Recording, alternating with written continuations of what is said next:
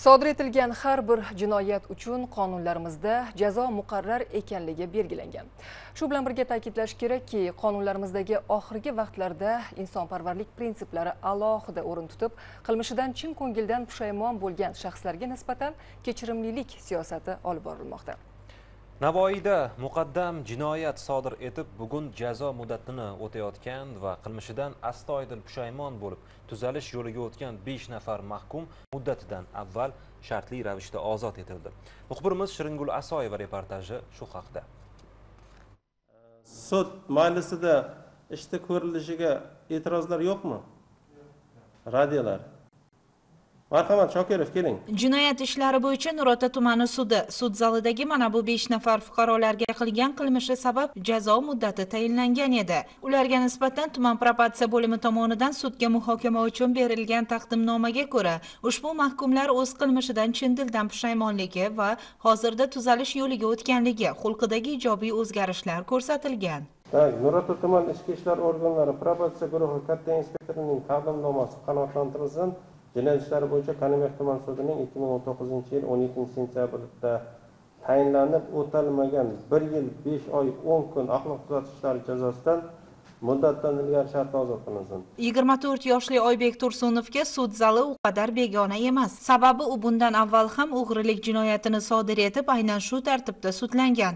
Biroq o'sha paytda voyaga yetmaganligi inobatga olinib, jazo turi axloq tuzatishga qaratilgan. Ming afsuski, ushbu holat Oybek tomonidan 3 yil avval yana takrorlandi va unga 5 yillik jazo muddati belgilab berildi. Odil sud esa bugun o'talmay qolgan muddatini insoniylik tamoyili asosida baholab, unga yana bir imkon berdi. 5 yil muddatga ozodlikdan mahrum etildim. O'shandan 1 yil 6 oyni og'ir tartibli koloniyada o'tadim. 4 oyni Zarafshonda ochiq koloniyada o'tadim. Mana endi protsentni tugatib, Nurota tumanida Navoiy viloyati sudida ozod bo'lyapmiz. O'zi qiyinchilik ko'rib, mana ota-onamiz bag'riga qaytdik.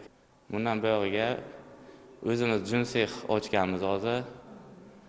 Nasib etsa mana endi prosentimiz tugadi. O'shani o'zim borib yuritmoqchiman Navoiy viloyatida. Xalqimizga xos kechirimlilik, g'amxo'rlik fazilatlari mazkur sud jarayonida ham o'z isbotini topdi.